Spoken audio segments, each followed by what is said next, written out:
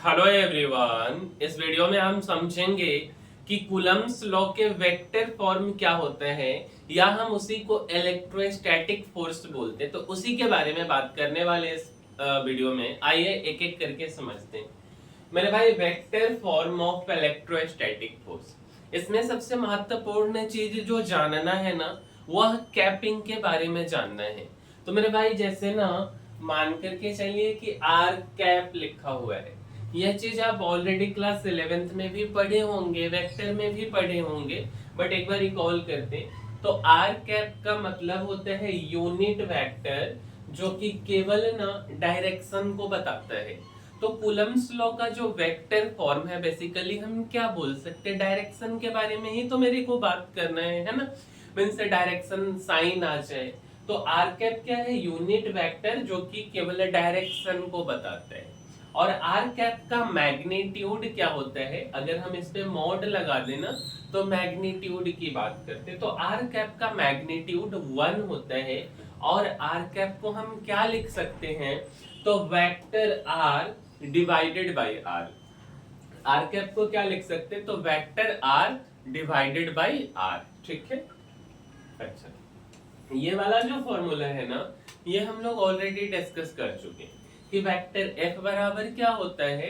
F बराबर, इसको हटा दीजिए, ठीक है, वेक्टर एफ नहीं, एफ बराबर क्या होता है, तो 1/4 pi epsilon not Q1 Q2 अपॉन आर स्क्वायर। अगर हम यही चीज वेक्टर फॉर्म में जाएंगे ना, तो फोर्स यहाँ पे क्या हो जाएगा, एफ के ऊपर एरो लग जाएगा, जो कि बताता है कि अब यह जो फोर्स है यह वेक्टर बन गया है।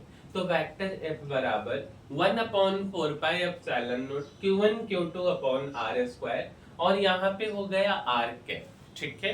अच्छा, आर कैप के बारे में हमने आपको क्या बताया, vector R divided by R. तो यहाँ पे जब हम ना, यहाँ देखो, यहाँ आर कैप के जगह पे vector R divided by R लिखेंगे ना, तो यह आर स्क्वायर और ये वाला आर नीचे में है, मल्टीप्लाई होके आर क्यूब बन जाता, और यह वेक्टर आर सीधा सा लिखा जाता है। जैसे इस फॉर्मूला में आप देखिए, वेक्टर एफ बराबर 1/4 pi epsilon not Q1 Q2 अपॉन आर क्यूब, और इधर आपका वेक्टर आर हो गया। तो यही है मेरे भाई vector form of Coulomb's law. Basically होने के लिए बहुत चीज हो सकता है कॉम्प्लिकेट करके, बट हम आपको सिंपल वे में समझाने का कोशिश किए कि vector form of Coulomb's law क्या होता है। और यार, वीडियो में आगे बढ़ने से पहले, यह अपना चैनल है कुणाल राज, ठीक है, और इस पे ना यार काफी सारे स्किल बेस्ड कोर्स आ रहे, जैसे स्टॉक मार्केट हो गया, टेक्निकल एनालिसिस, फाइनेंस से रिलेटेड, म्यूचुअल फंड से रिलेटेड, चैट जीपीटी से रिलेटेड आ रहा है। धीरे धीरे और भी सारी चीजों के आएंगे। तो अगर आपका इंटरेस्ट है कि फिजिक्स के साथ हम कुछ स्किल भी सीखें, क्योंकि यार अब टाइम है स्किल सीखने का, तो अगर आपका इंटरेस्ट है तो आप जा करके इस पे भी 5-10 मिनट दो, छोटा छोटा सा वीडियो है, और आप भी कुछ सीखोगे। जैसे अभी हाल ही में चैट जीपीटी से पढ़ाई कैसे करें।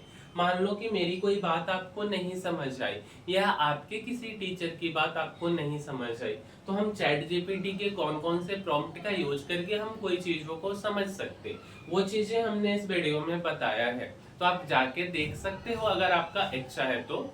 इस वीडियो में इतना ही मेरे भाई, और मिलते हैं अगले वीडियो में। तब तक के लिए धन्यवाद।